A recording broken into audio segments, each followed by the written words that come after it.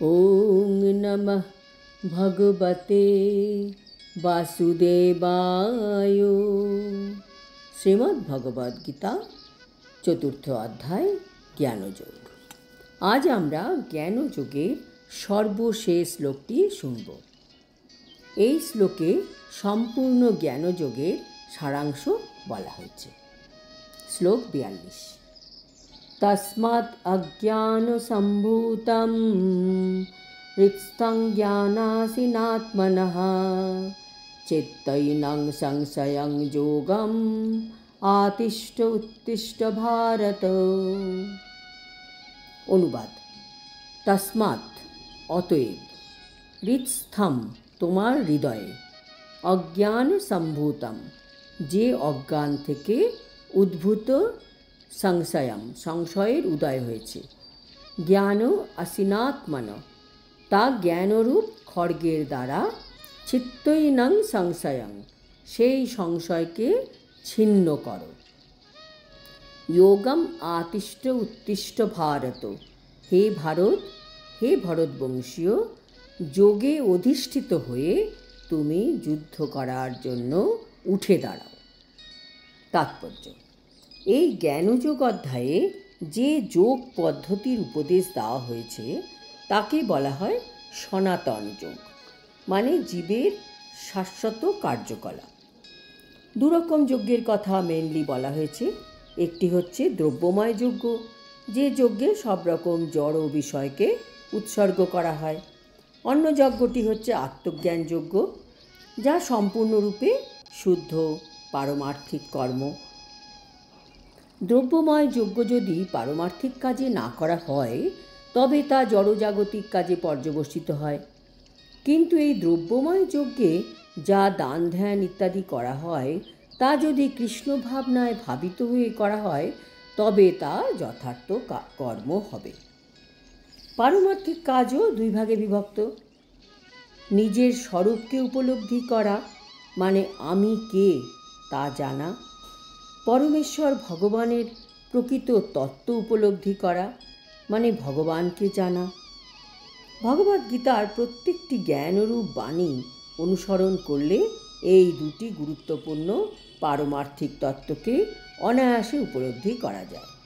তখন এই যে জীবাত্মারা ভগবানকেই অংশমাত্র, ভগবানেরই অংশমাত্র, এটা বুঝতে মানুষের আর অসুবিধা হয় না। যত শীঘ্র এটা মানুষ বুঝতে পারবে তত মানুষের জন্য তা হিতকর হবে। কারণ এই জ্ঞানের প্রভাবেই ভগবানের দিব্য লীলার তত্ত্ব সহজেই বুঝতে পারা যায়। এই অধ্যায়ের শুরুতেই ভগবান নিজেই তার অপ্রাকৃত কার্যকলাপের কথা বর্ণনা করেছেন।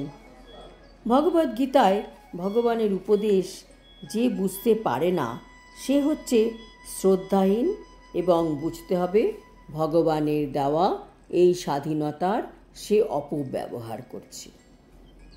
এত উপদেশ পাওয়া সত্ত্বেও যে ভগবানের সচ্চিদানন্দময় স্বরূপকে হৃদয়ঙ্গম করতে পারে না সে নিতান্তই মূর্খ। মানুষের অজ্ঞানতা দূর হবে যখন সে ধীরে ধীরে কৃষ্ণ ভাবনামৃতের সিদ্ধান্ত গ্রহণ করতে থাকবে।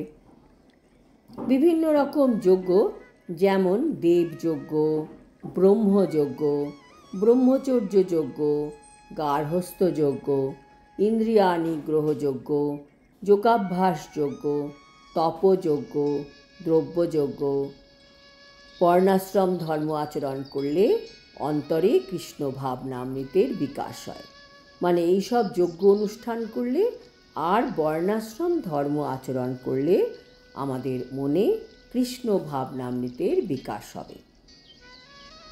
এইসব যজ্ঞ নিয়ন্ত্রিত কর্মের ভিত্তির উপর প্রতিষ্ঠিত।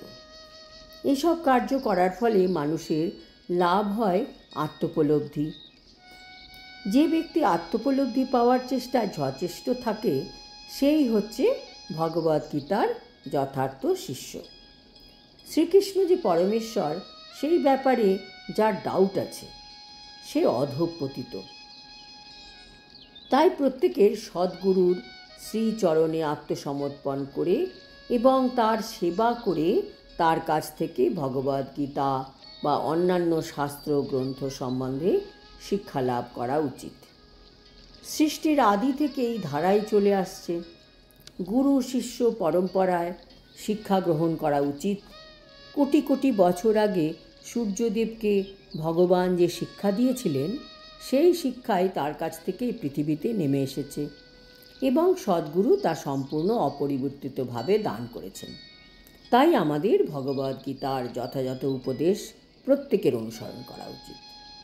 কিভাবে অনুসরণ করতে হবে? ভগবদ্গীতারই প্রদত্ত পন্থা অনুসারে। আমাদের সব সময় মনে রাখতে হবে যে ভগবান হচ্ছেন অবিসংবাদিত পরমেশ্বর এবং তার সমস্ত লীলাই হচ্ছে অপ্রাকৃত। এই সত্যকে যিনি বুঝতে পেরেছেন, তিনি ভগবদ্গীতার জ্ঞান লাভ করার জন্য সম্পূর্ণভাবে মুক্ত। ইতি অপ্রাকৃত পারমার্থিক জ্ঞানের স্বরূপ উদ্ঘাটন বিষয়ক জ্ঞানযোগ নামক শ্রীমদ্ ভগবদ্গীতার ৪র্থ অধ্যায়ের ভক্তি বেদান্ত তাৎপর্য সমাপ্ত। হরে কৃষ্ণ। হরি ওম তৎসৎ।